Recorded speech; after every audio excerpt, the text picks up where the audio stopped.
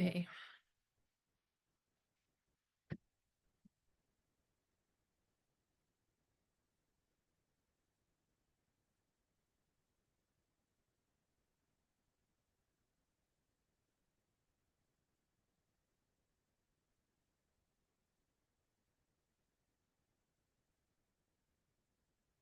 Yeah, my screen once again.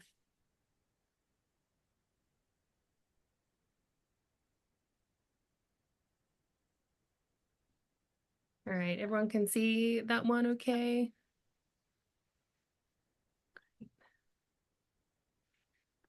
All right, so welcome to the 2025 ArtSpark information session. We've got a lot of changes this year, and I'm really happy to see so many people logging on to learn about the program. So I'm just going to do quick introductions. My name is Anna Kojevnikov. I am the Community Engagement Director here at ACA. I've been with the organization for 3.5 years, and I have been leading the change with a lot of the ArtSpark changes over the past couple of years. Yeah, I'd love to introduce you to Audrey. Audrey, do you want to come on and say a quick hello? Yes. Hello, everyone. My name is Audrey Demai. I have been working for the ACA for about 3 years in some capacity, but the newest capacity is as the new Community Engagement Coordinator, which I will be starting officially in February, but I'm already starting to pick up some stuff here in January. But I am looking forward to hopefully working with all of you on your ArtSpark applications. Thanks, Audrey. We also want to learn a little bit about you. So, since we can't do this in person for obvious reasons, it turns out that this is the second year in a row we've had some kind of weather event that's prevented us from doing this in person. But I would really appreciate if you can you can use this on your phone. It's a Mentimeter, and it's just going to ask you a couple of questions. Let me pull up a different presentation.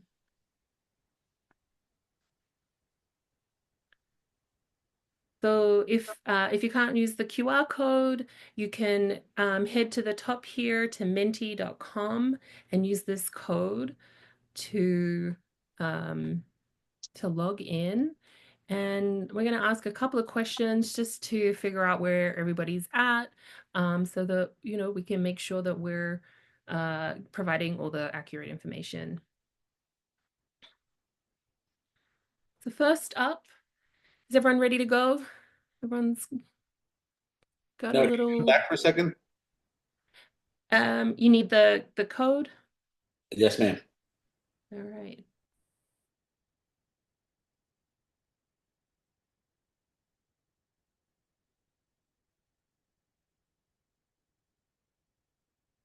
Does anyone need another second? I am still not getting it. Oh, okay.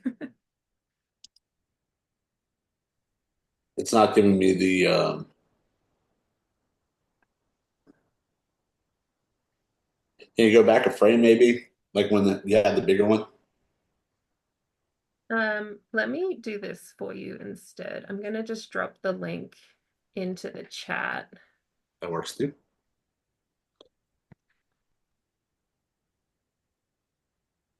Here we go. Is that good? Yes, thank you. Yeah. All right. So, uh, let's go ahead and tell me which parish you're located in.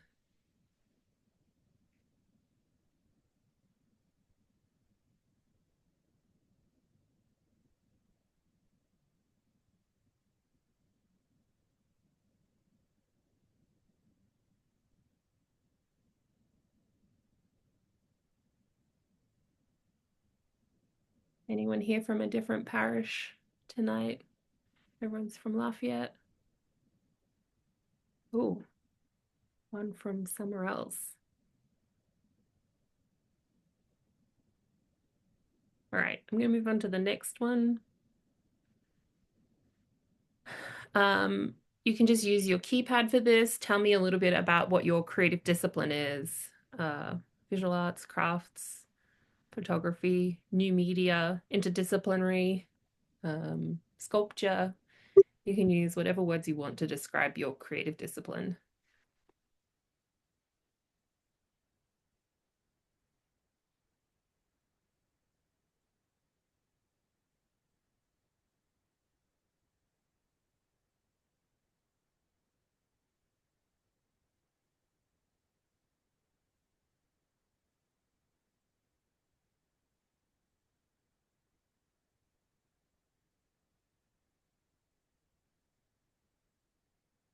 Are you all seeing the screen with the Mentimeter on it still?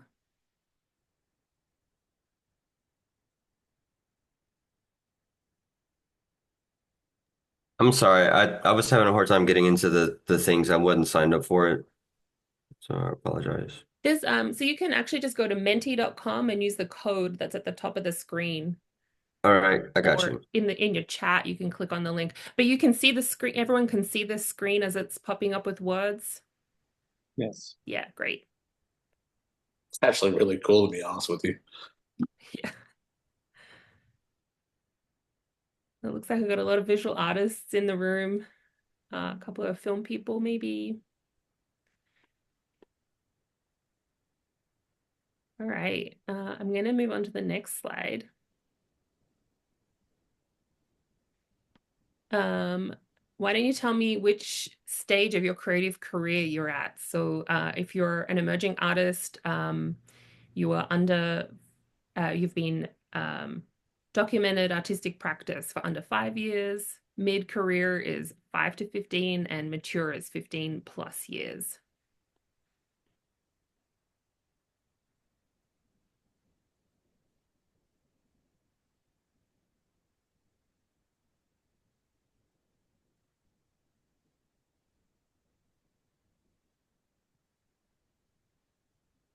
A pretty good mix there.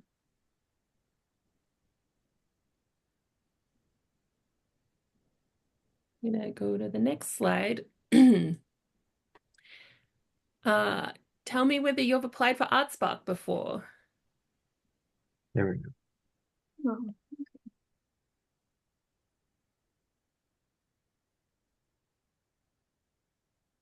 Whether you were successful or not, just let me know whether you've applied for this program before. All right, lots of newbies here. Wonderful.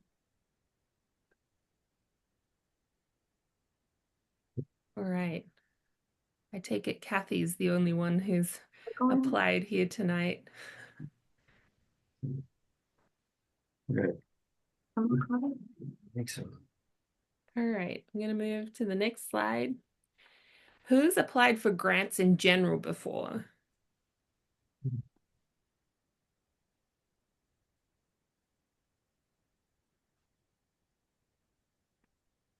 Some experience in the room. That's great.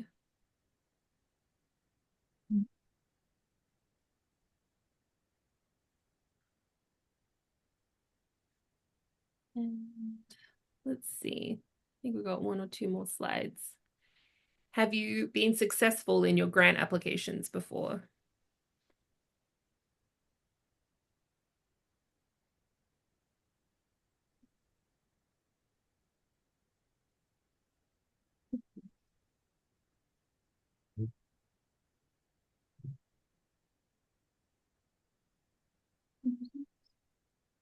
All right. Well, thank you for participating in that quick survey with me.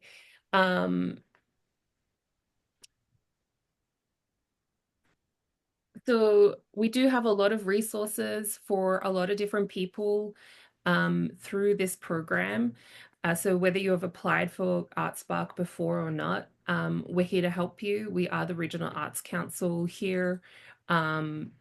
in Acadiana. So we're one of 9 regional arts councils in Louisiana. We service an area of 8 parishes, which you saw at the very start when you were telling me where you're from. I'm really interested to know who is not from Acadiana who put their hand up uh, and said they were from other. Jessica, you're not living in Acadiana at the moment? You're on mute. You're muted, Jess. Okay. Hi. Um, Hey. I am currently living in Acadiana. I thought you Okay. meant if you're from Acadiana. Oh, okay. No worries. I was like, that sounds weird. All right, great. Well, that means that everybody's probably eligible. If you're from Acadiana, from one of the 8 parishes, then you are eligible for this program. So a little bit about ArtSpark. It is a competitive grant program that supports all of our individual artists here in Acadiana. We provide funding, obviously, but we also provide technical support and entrepreneurial training to artists in all various fields. I did see that somebody had said that they're a culinary artist. It isn't a recognized artistic discipline, but there are ways to incorporate it into an artistic discipline, and it's something that we can talk about in the Q&A at the end if you have a question about that, or if you want to share about your project idea. Um, ArtSpark is for such a broad range of artists. It's for people who are just starting out to our mature artists, and we've had a lot of growth in the way that we distribute these funds to help us properly, give the right award amounts depending on your experience. So they are meant to be project-based awards. So it is a contained project. There is a component of, community outreach, but generally speaking, most people want to present their work at some point of their production. So, we're kind of looking at it a little bit different this year. Like, I think a lot of people do community outreach just as uh, a practice that through presentation. We also, there is a component of professional development in this. Opportunity Machine has been a partner with Acadiana Center for the Arts for since its inception. They provide entrepreneurial training. And I just want to really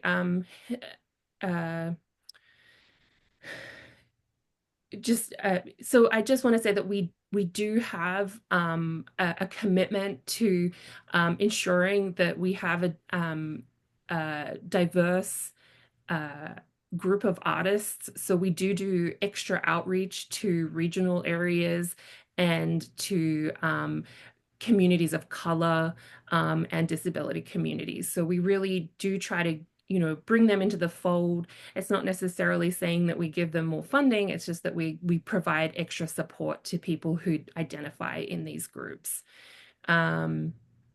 So with that said, we have been providing this grant since 2014. So this will be the 12th cycle of this grant. It was established 11 years ago, but this is the 12th cycle. Since last year, we gave away $402,000, 2,000 and 402,000 with $500. Sorry, it's been a long few days. And we have supported 97 projects through this program. We have been awarded an International Economic Development Award in 2022. This is the second year that we are partnering with National Endowment for the Arts. So they came on board last year. We have again been awarded $50,000 this year. Our other major funder is the Lafayette Economic Development Authority, who have been our main partner from the beginning. They support us in all of our outreach efforts, and the National Endowment for the Arts support the stipends that the artists receive. So we have had some really fun changes with National Endowment for the Arts coming on board. Last year, I think some of you will remember that we split the categories into three. We have now, we've always supported emerging mid-career and mature artists, but last year we decided that we wanted to make sure that our panelists were reviewing artists within their categories. We did a lot more outreach last year. We had some really exciting changes this year. Again, we have some really fantastic changes which are designed to help you as artists. We don't want to add any extra pressure on you for providing part of the funding.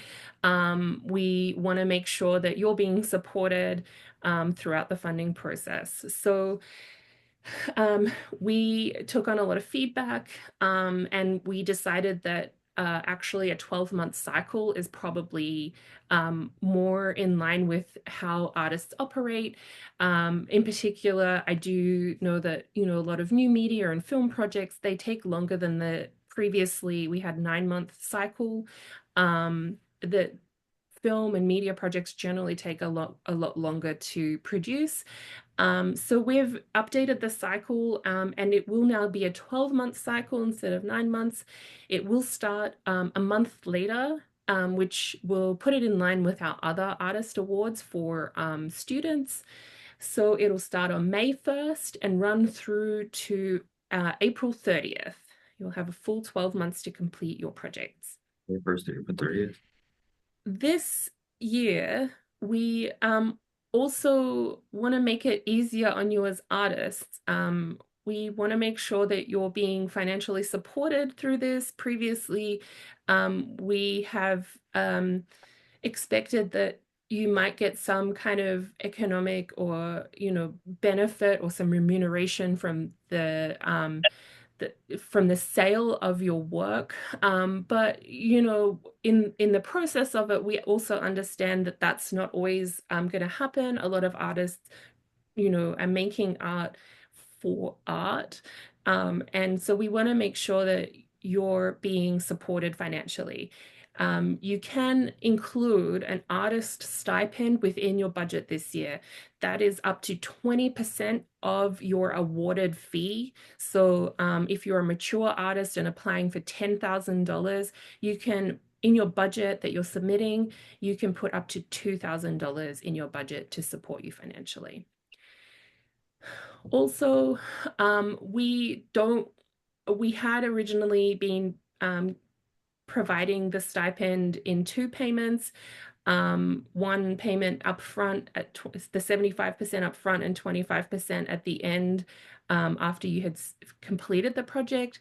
But again, 25% of $10,000 is $2,500, and not everybody has the ability to work on reimbursement. So we are going to be providing 100% of the grant upfront this year.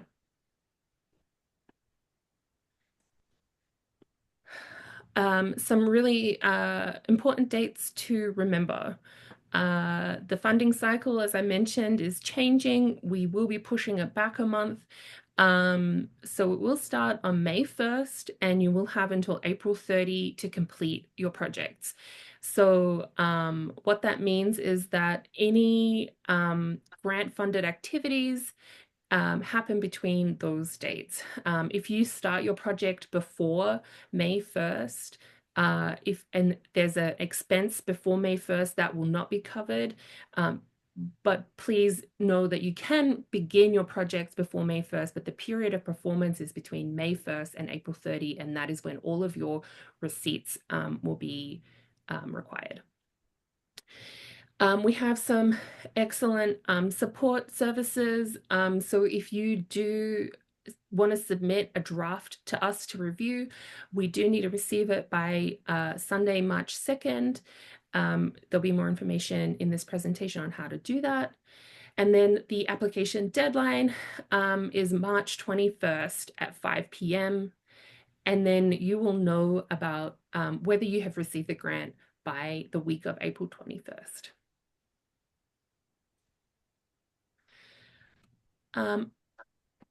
I don't really want to go through the program focus. This is all within the guidelines.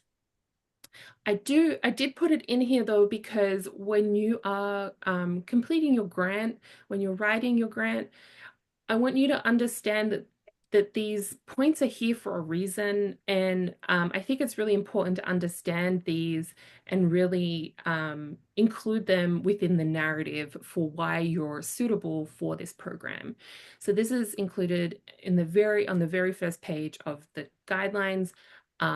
They're all on the website, which we'll head to at some point in this presentation. Again, the eligibility, I don't want to sit here for too long, but it's for individual artists. It's not for bands, it's not for collectives, it's for one artist.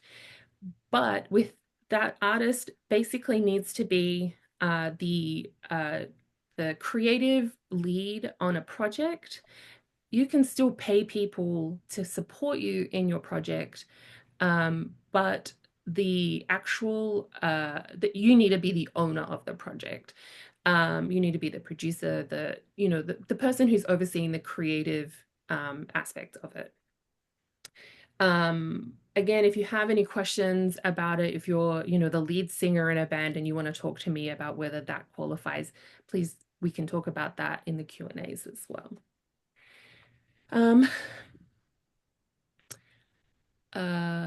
The other thing I wanted to point out though is what a practicing artist means, and will also tie into determining what career stage you're at, is, what's your documented artistic output? How long have you been producing creatively for? So if you look back on your resume and you see that you've been maybe you started writing when you were in high school, but really the first documented creative work that you produced might only have been, at the end of your college. So it's really determining what that looks like. Oh, I missed this date. It's May 1st, 2025. And then these dates we've talked about. So apologies, I didn't update it entirely. So let's talk about these three categories. We have emerging artists, mid-career artists, and mature artists. So we did split them up because it helps panelists better judge within these categories. It is in line with where you're at in your career. So emerging artists can apply for up to $2,500. And, if it means that the project that they're doing is going to help them with the next stage of their creative careers. Mid-career artists can apply for up to $5,000, and we expect to see documented artistic practice for between 5 and 15 years. So showing us that you have been practicing in that range. And then mature artists, if you've been practicing for over 15 years and you can show us, your resume that shows that, then you can apply for up to $10,000. Project expenses. As I said, this year you may put in a stipend for yourself. It is a maximum of 20% of the funded amount. So if you're a mid-career artist, you're applying for $5,000, you can put up to $1,000. But then if you are awarded the grant, then it'll be 10% of whatever you're awarded. It's not always a full 100% of what you ask for. What we're looking for is the creation of new works, and it can include some professional development, and it's for individual artists. You can include purchasing of supplies, but what we really want to make sure is that the supplies don't are not more than the 50% of the entire budget. We One of the reasons that we do this is because we want to see some economic benefit to the community, and so paying people within your community to I don't know, make frames or something along those lines that just inserts money back into the community.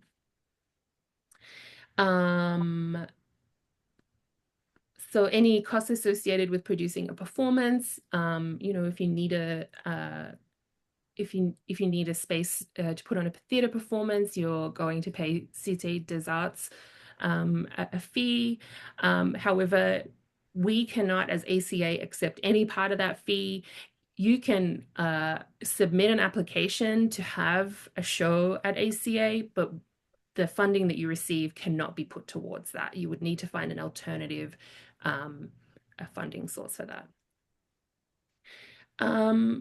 A maximum of 10% of the award can be used on marketing the project, but that doesn't include the photographer. So, if you're going to be doing any kind of social media posts, trying to invite people to your event, or you need a new logo or website, whatever that is, a maximum of 10% of the budget can go into that. But what we really want is for you to have an additional fee in there for a professional photographer.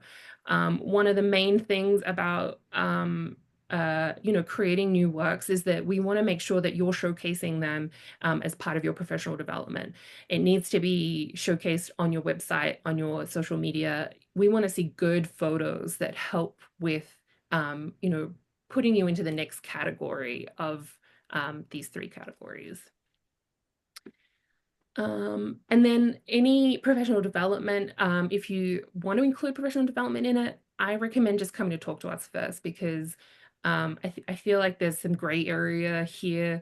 Like, you can pay to do a course, but you can't pay to travel. If it's out of state, you can't pay to travel. So please come and talk to me, and we'll figure out what is an eligible expense and what is not.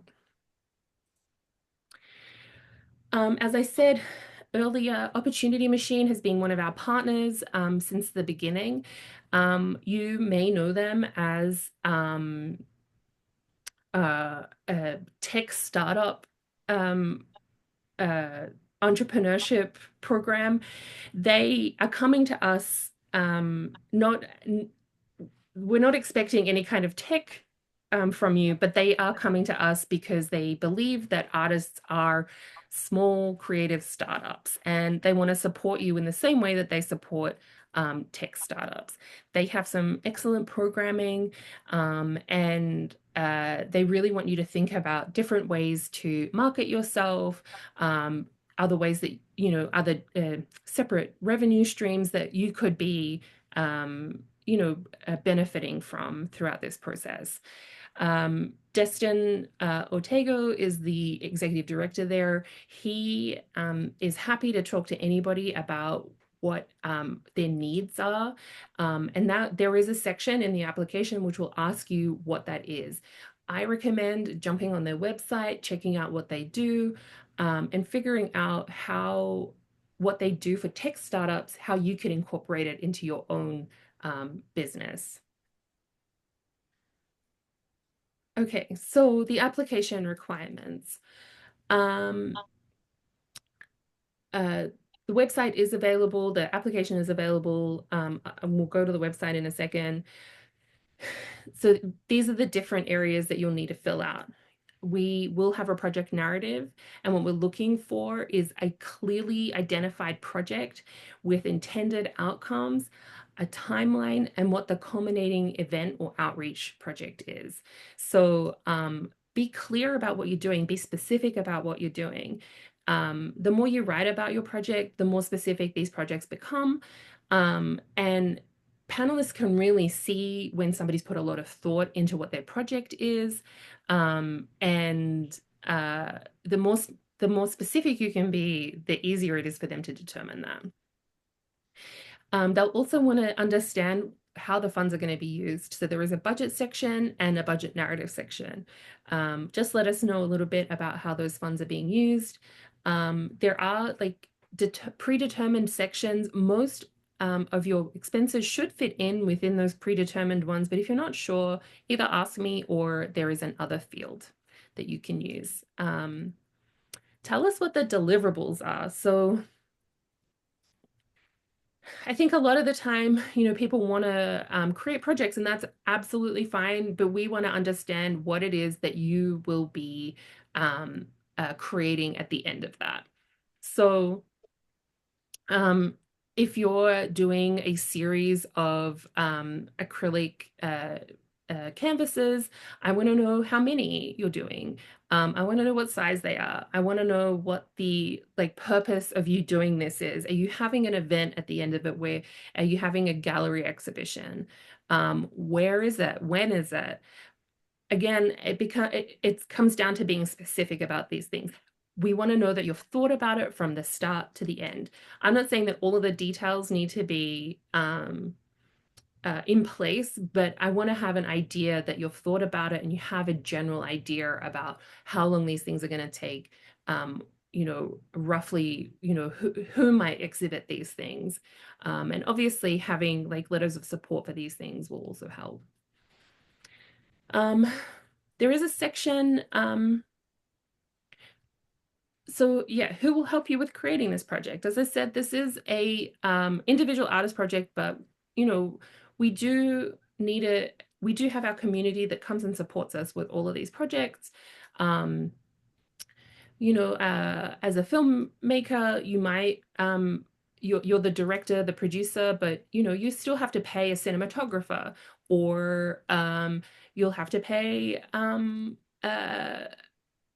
I don't know, a first AD, whatever it is. But these are all really important people to include in on your application. You're not making this in a silo. You do need to use your community to do this. You will also need to tell us a bit about yourself. So there is a section in there about a bio and an artist statement, and you will need to figure out I know a lot of people have trouble with determining what each of those are, but there are a lot of resources, and I will point you in the direction of one of them.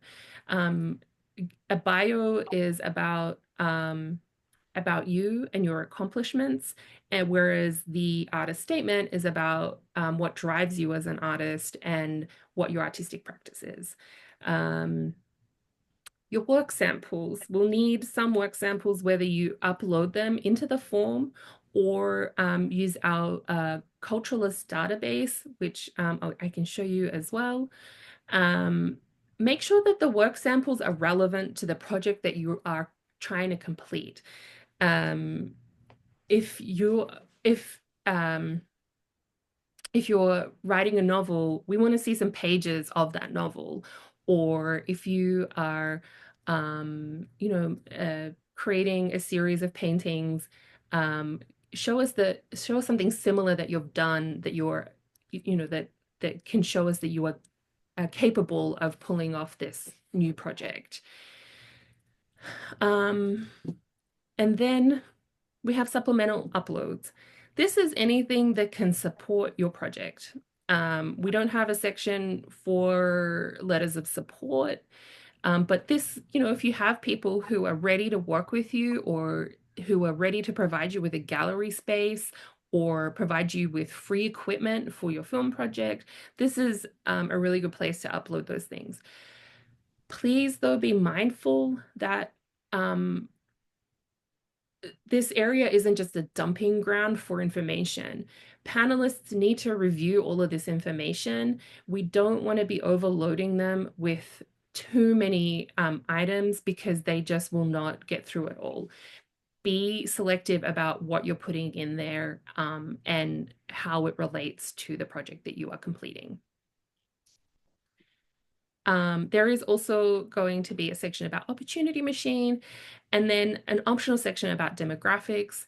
I do encourage everybody to complete that section. We always want to make sure that we're reaching, all of our community. We do operate on an 8 parish uh, geography, and we want to make sure that we're getting out to everybody. And if not, we want to make sure that we're doing extra outreach. So we do really appreciate you filling that section out.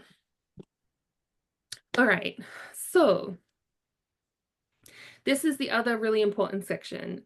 Originally, I had told you about the program focus. That is one area that you need to be aware of. Evaluation criteria is the other. So within your guidelines, you will find your evaluation criteria, which is split up into 3 sections: artistic merit, artistic excellence, and outreach. When you're completing your narrative section, this is a really fantastic place to draw from to help you answer those questions about your project, because this is exactly what the panelists will be judging your work against. For your information, the panelists are comprised of artists, community leaders, and business professionals who make funding recommendations to the ACA Board of Directors, who have the final approval of any of the funding recommendations. The panelists generally have a pretty diverse background. We try to get somebody from each of the regions, people with different experience across artistic discipline and business acumen. So we do try to make sure that the panelists are, as diverse as our applicant pool is. What you'll find in each of these sections, and as I said, this is in your guidelines, but it will literally tell you what they're looking for. So the clarity of the project and quality of the project idea. So, be as specific as possible. Tell us all of the details. They want to know that it's well planned, designed, and defined.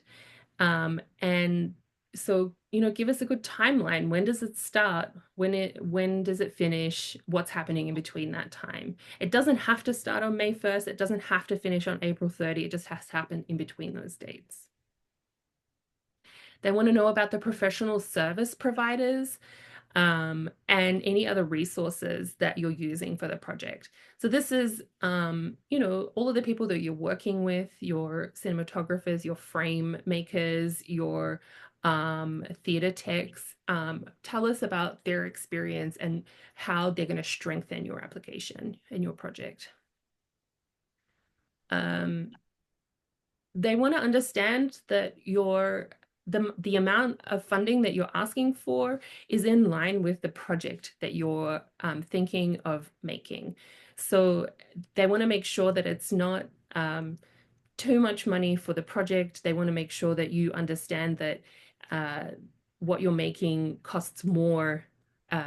Sometimes people underestimate how much their project's going to cost. They want to know that you have a full grasp of the funding that you'll need. And if the funding allowances isn't enough, where are you finding other funding to supplement your project? And then what are your deliverables? Tell us what it is. I already mentioned this before. How many canvases is that? What size are they? What are you doing with them once they complete? The artistic excellence, this is the area that will is all about you as an artist. So it'll be about your resume or your CV, whichever you decide to upload. It'll be about your bio, about your artist statement. This is where you would demonstrate how many years you have been practicing as an artist. And then there is a section in here which one of the criteria in this is exhibits a high degree of talent and ability in their chosen area of art, generally recognized by leaders in their community, in their field and community as an artist of serious intent and ability. So this is really talking about those letters of support or a promise of an exhibit. That's what this is really touching on. And then finally, the outreach. This is, asking what the impact of the project is on your community. Any plans for what the audience plan is. How are you bringing people into the fold? Any kind of community collaboration you're planning, and then also the programming at Opportunity Machine. Just a quick reminder, this is a competitive program. I do want to state, though, that compared to other programs, this isn't as competitive as other programs. We generally have a 25% success rate. So generally we'll have about 40 applicants and roughly 10 of those applicants will get funded. So you have pretty good odds in this program. Okay.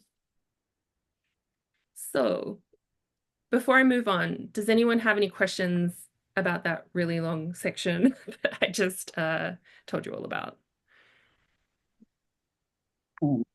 And I do. Can you hear me? What is the weight of each of the criteria that you just? Yeah. So the weight is the merit and the excellence are 40% each, and the outreach is 20%.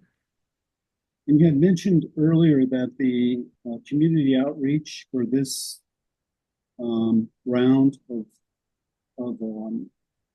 the grants has changed from previous.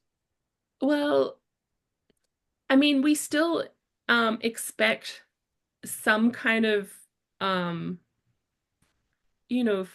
formal kind of unveiling of the project, and generally that includes some kind of outreach. So for visual artists, it would be the exhibition opening, something along those lines that could include a Q&A. But I mean, the reason that I took that out is because I think that that is just interwoven in what artists do. Like you're not making art in a vacuum, you're sharing it with your community. So I think that it was just taking out that 2-hour requirement because I feel like you already do more than that. So yeah. I would expect that as visual artists, you would have an exhibition and probably do a Q&A. And I think that that is community outreach. If you want to go and, show kids how to make the type of art you do, that's awesome. But I don't want to put I really want to focus on you as artists and developing your skills in that way. And if I decided to do more, like presentations, etc., Yeah. more than those things, does that help in terms of the outreach, or can that be pushed into another section of the criteria? I mean, it's all in the one section now. So the project and the outreach is all just one, when you're writing about it, you're writing about it as a project. Thank you. Does that make sense? Does that make it easier? Yes, yes. Okay. Okay, good. Anyone else want to jump in real quick before we move on? Yeah, I have a question. Okay. So it says that it is for U.S. citizens. How about U.S. citizens, but are green card holders, but not Yes, I mean, citizens, that's a citizen is a citizen. Yeah. but As green long card as you holders? have been residing in one of the 8 parishes for the past year, then you're eligible. If I wasn't working at ACA, I've been living here for 6 years, so I would be an eligible applicant on a green card. Yeah. Okay. Mhm. All right. So okay, I'm good. Okay. Okay. All right. So here are some ways that you can get some extra support. We have a whole bunch of resources on the website. We have some office hours and workshops coming up. We have binders with previous applications, both successful and unsuccessful applications, and we have a draft review service. I and within that, I'm also going to show you some of our previous recipients, because that'll give you an idea of the type of projects that have been successful in the past. But I also just want to put a caveat on that, which is that I think that as long as you are able to justify your project, I don't think that you should tailor it to what some people tailor it because we live in Acadiana and they expect things to be Acadiana themed. I don't think that's the case. I think that you just need to make sure that you're really strong in your justification. So let's just head to the website. So we're finding this web page under opportunities for artists, and then ArtSpark Award. I'm going to try to move that at the top to make it easier. And all of this information that I've been talking about is all in here. We have the important dates that you need to be aware of, how to get application assistance. If you email on community@acadianacenterforthearts.org, that'll get sent to both me and Audrey. And if one of us, if I'm not available, then Audrey will pick it up and help as best as she can. Some information about the draft review service. We have a new form system, which I know that some people are not going to be, we've had a few changes over the past few years, but I think that this is a really good positive change. We're using form assembly now, and I think things are going to be a lot easier for our applicants. To submit a draft, you'll just need to save and resume at the top of the page. Let me show you. So this is the application. You just need to click this and it'll ask you to enter your email and a password. And that's it. And all you need to do, and then you'll be able to resume your saved draft. And then all you'll need to do is actually send us an email on the community@Acadiana Center for the Arts email with the subject line draft review plus your name as it appears on the form so that we know that we're reviewing the correct one. And we'll be in touch to talk about a date that we can talk about the feedback together. So some of the other support that we're providing this year, we're doing some in-person office hours around the region. We have one at Park Village on Friday, February 7. We have one in New Iberia at A&E Gallery on February 14, and one in St. Landry at Nunu's. We are still working on getting dates for these other ones, so please stay tuned. This year, we also added a bunch of workshops because I really wanted our applicants to understand what previous recipients went through to get from creating their project idea through to the execution of their project. So from idea to execution part 1, which will have artists from photography, animation, and mural backgrounds, will be on January 29. And then we have a theater, sculpture, and metalwork artist coming on the 12th of February. They're all last year's recipients. So they've all been through this new process with the National Endowment for the Arts. They're all very fresh in what they've been doing so they can remember that. They're going to provide you with resources.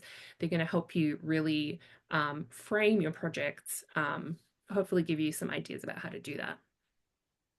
And then finally, on Wednesday, February 19, if you've got a project idea, but you just need to help with some of the, loose ends, we're going to do some idea workshopping. So bring an idea.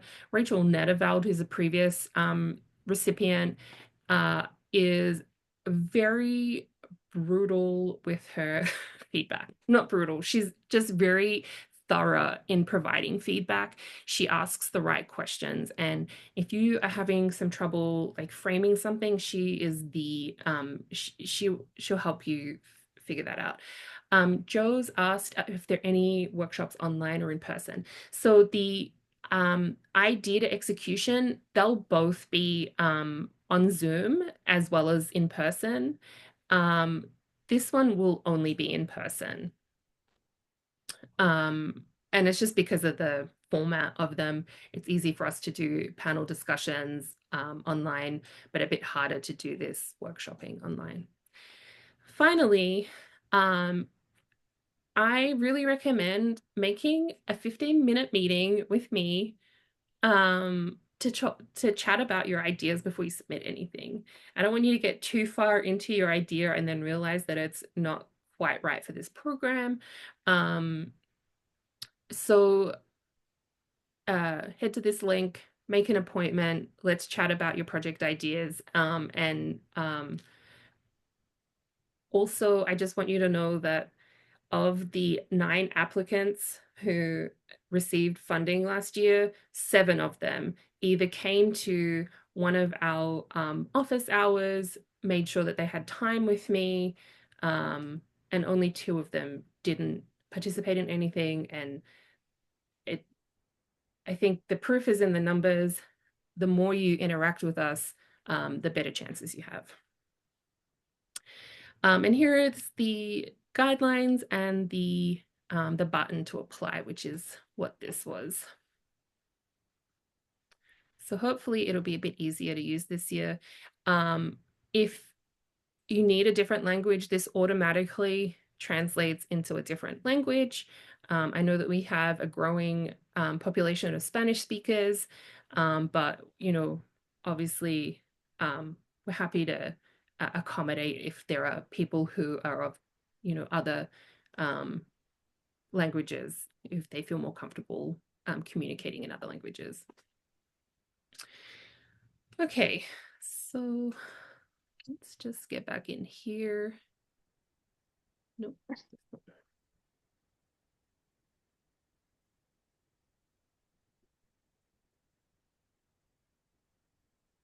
Oh, I didn't show you the previous recipients. At the bottom of this page, you'll actually find some slideshows of our previous recipients for the past 3 years. There's such a range of projects that come out of this program. Martha Garner is an emerging artist. She only began her creative practice within the past 5 years. So she applied for emerging category. She made a series of collages that really spoke to Louisiana's environmental disaster that's happening down the coast. So that was one of the projects. We have Nino. He did needle felt sculptures. Again, he's an emerging artist. He just started this practice within the past 5 years, and he had a really compelling argument. And I think all of the panelists were really excited by seeing a different art form come across their plates. Anne Bujold, she's a UL professor. She did, she's a metalwork artist. She did a sculpture series, which is on display at Atelier de la Nature in Sicilia. And again, she really focused on the impact the environment is having on the bees with her project. So she had a really fantastic argument for like why this metalwork sculptures were going to help with bringing attention to this environmental issue. Abby Waters is a filmmaker. She's a mid-career artist, as is Anne. She used most of her funding for editing. So within projects, I think that there are smaller projects. So a film project's never going to be made in $5,000. That's just impossible. So I think that it's okay to like compartmentalize different stages of certain projects if you can. So that's what Abby did. She used it for post-production. Milton Arsenault is a photographer, and he did a fantastic series on Creole people in Acadiana, and came out of it with a beautiful coffee table book displaying all of these photographs. And he'll be doing a workshop. He won't be participating in the oh no, he will be participating in ideation. But he'll also be doing a workshop on lighting for different skin tones in the coming months. Denise Gallagher, I think a lot of people know who Denise Gallagher is. They know her as a children's book writer and an illustrator. She pivoted a little bit. She used all of her experience and decided to turn her children's book Tip Tap Tail into a musical theater piece. It was kind of, I mean, she's an established artist. She's a mature artist. She's been practicing for over 15 years. So this was an extra challenge, and the panelists were able to see how this would be, really beneficial to, providing a different way for her to create art. Bryant Benoit, he is a visual artist. He does a lot of collaging and depictions of the Creole life around town. And Jess Newton is from Brobridge, and she recreated the birthday wall mural. So she made a really big mural in Brobridge that is on display for everybody. And finally, Yon Choi is a UL professor, animation and illustration, and she made a 10-minute animation and paid a bunch of graduates of hers to help her with the animation process. So yeah, there's, you can look back and see who else has been awarded funding. This is where we're recording this session, and this is where you'll be able to come back and look at that. Also up in opportunities for artists, you can go down to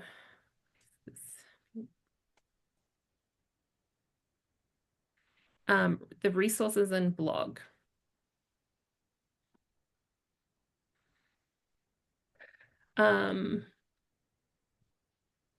Within here, you will find some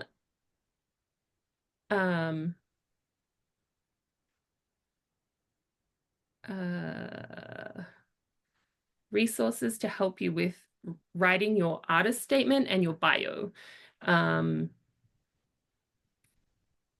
So we have here, there's a blog post by Erin, who's our education coordinator, and she just is highlighting what the difference is between bio versus artist statement. And then there are some other ones that are, from previous ArtSpark recipients who are talking about their process. If you go into here, you should be able to click on grant writing, and it should give you all of the different blog posts that are relevant to this. And then what was the last thing that all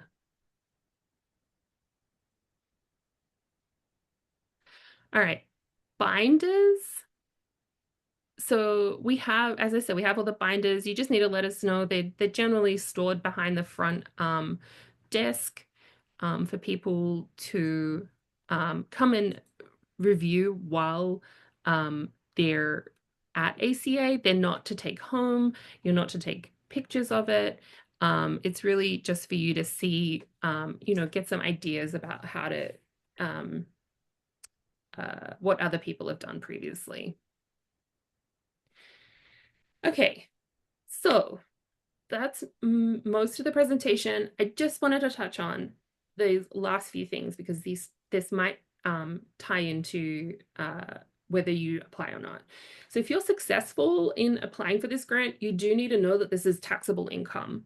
So please make sure that if you're on disability or something like that, this is going to contribute to that. Because we are now a federally funded program, there are some additional requirements. That includes that you'll need to do an NHPA or NEPA questionnaire before starting project activities. This is about historical buildings. So if you are making something that includes a historical building, you will need to fill out this form and let us know what you're planning on doing. Jess, who did the mural, had to fill one of these out. It did, bring things to a bit of a halt while we were trying to figure out whether it was okay for her to do that. But it was important. It was an important process, and we just have to make sure. It's really, if you're not making any large structural changes to any historical buildings, it's not going to be a problem. If you are going to be looking for other funding sources, they cannot be another federal funding source because this is already a federally funded program. That it's just not allowable by the feds. You will need to attend some mandatory meetings. You must follow all federal policies and terms and conditions. Be mindful about tracking your receipts, especially now that it's a longer cycle. You don't want to lose track of where you're at with your budget. I will provide any recipients with a tracking, an expense tracker to help with that. And just always, let us know if you have an event coming up and you want us to be available. We'll, be there. We'll support you any way we can. We'll share the event information. And then here are our contact details. It's not very hard to remember. Anna, Audrey, or community@acadianacenterforthearts.org.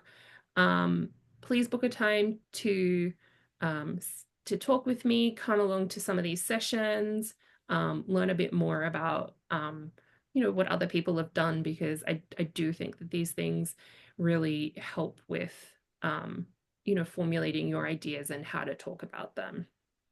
And just one more thing, grant writing is an artistic practice in and of itself. I think that the more you write about your project, the more specific you can be about your project, because it becomes clearer. You have a lot of clarity about what you're doing.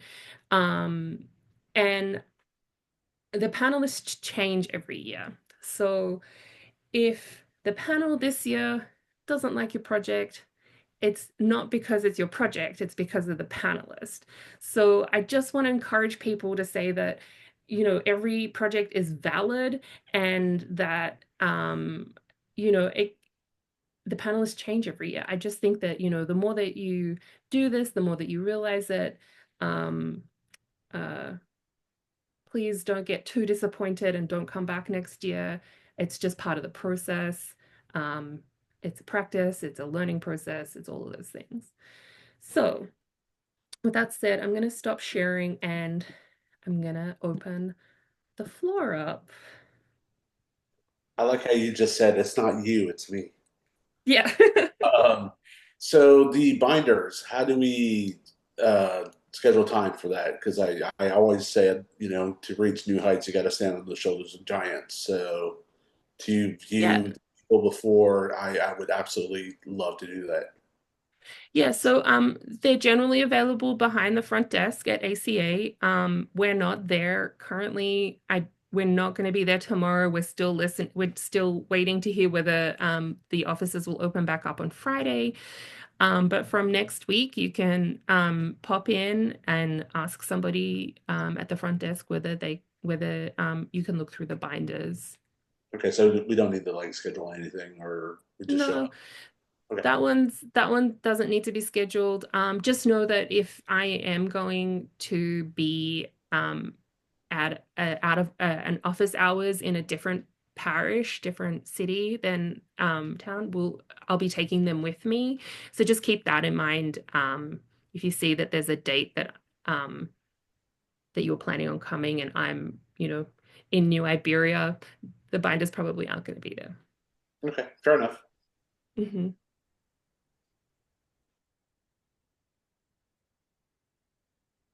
Anyone else? You can type the question or come off mute. It's up to you. Tabby. Hey, Tabby. So you submitted an exhibition proposal to the ACA. Can we still apply for the project for ArtSpark? Yes. So this is the correct way to do it. Apply for your exhibition first, and then hopefully those things line up. But I want to also just say, if you haven't heard anything from the visual arts department about whether you're having an exhibition, um, if you get funding in the meantime, that doesn't automatically mean that you will get a show. So these two things operate separately, but they're not necessarily going to, both fall in your lap type of thing, if that makes sense.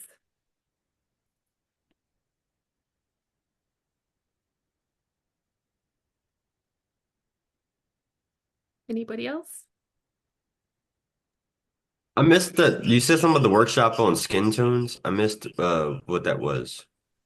Mm. Yeah, so that's just so we run as part of the community engagement department, we have a series called Creative Acadiana, and it's a workshop series. So if you go to our the opportunities tab for artists, and then there's a Creative Acadiana section, you'll see that we have a bunch of workshops coming up. I can let me see if I can bring it up and show you. We have some really interesting ones.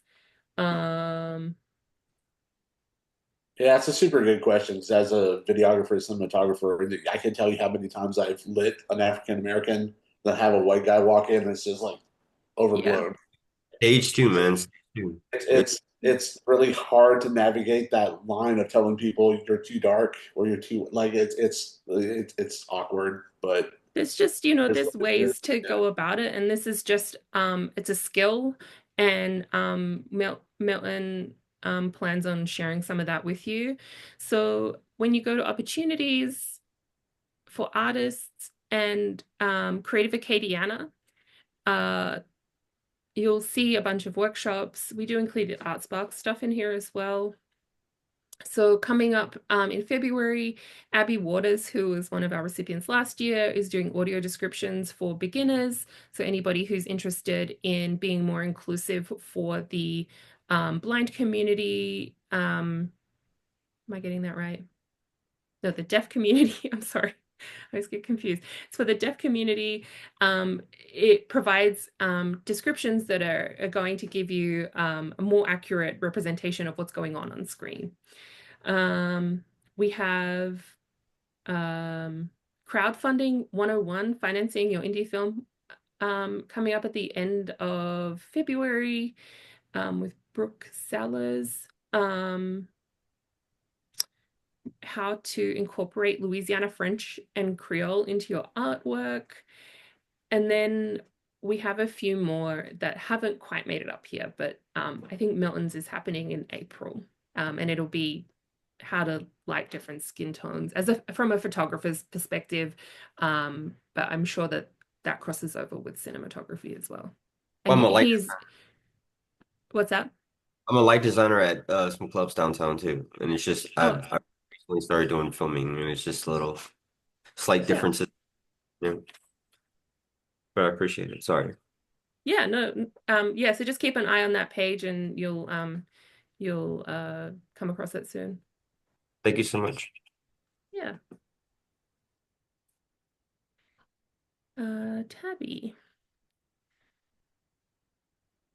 can we state the project as going to an exhibit in general? Does the location have to be disclosed in case it does not get accepted into ACA? There may be other options. I So here's my view on this. I think it's better to be specific. If you've submitted an application to ACA, I would say that. Even if it hasn't been accepted yet, just say that you're waiting for the notice of whether it has been. But I would also just say that, you know, you have some, if in case this doesn't happen, that you have some other options that you're exploring as well.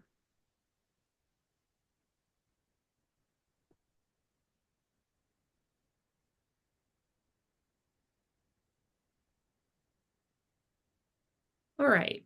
Well, I know that you're all going to book in time with me anyway, so we can chat during those times, and hopefully we'll see you at some of the upcoming office hours and workshopping sessions, and you can pull me aside at any of those things as well. Happy to accept emails, happy to jump on the phone anytime to chat about your ideas as well.